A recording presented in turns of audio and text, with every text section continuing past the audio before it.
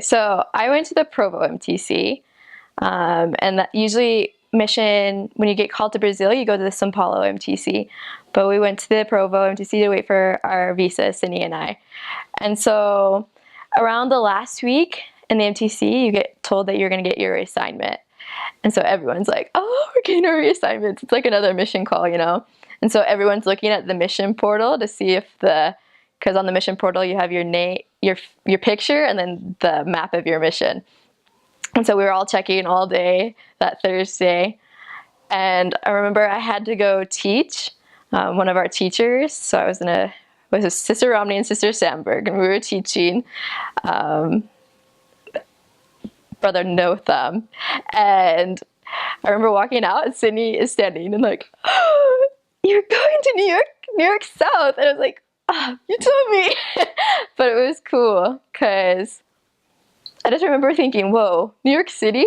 Like, that's the coolest place in the world to go. And really, I wouldn't trade my mission for anything. I loved the 9 months that I was in New York City. I learned so much there that really benefited me in Brazil, and I feel like benefited the mission as well. So I was in New York City for 9 months, like I said, and it was the coolest experience. I don't think missionary work in New York City is so much different. You work different in New York because it's a huge city, and a lot of people have different thoughts about the church. And so one of the main focuses of the New York South mission is to bring the church out of obscurity. So we don't work in areas. Well, you go to like Jamaica, Queens. That was my first area. But you work with your district throughout the day. You do activities on the streets. You sing on subways. You sing on the streets. It's super cool. It's a different kind of work. And so I learned a lot about how to be creative there. And it's a little strange to be a visa waiter. At first, sometimes you don't feel like you really belong to the mission.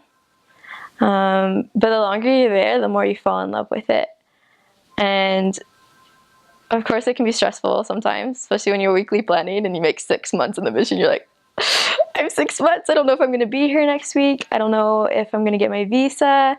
That can be stressful, just like the uncertainty of not knowing if you're going to be there the next week, if you're going to see those miracles unfold, if you're going to see the progress of your work.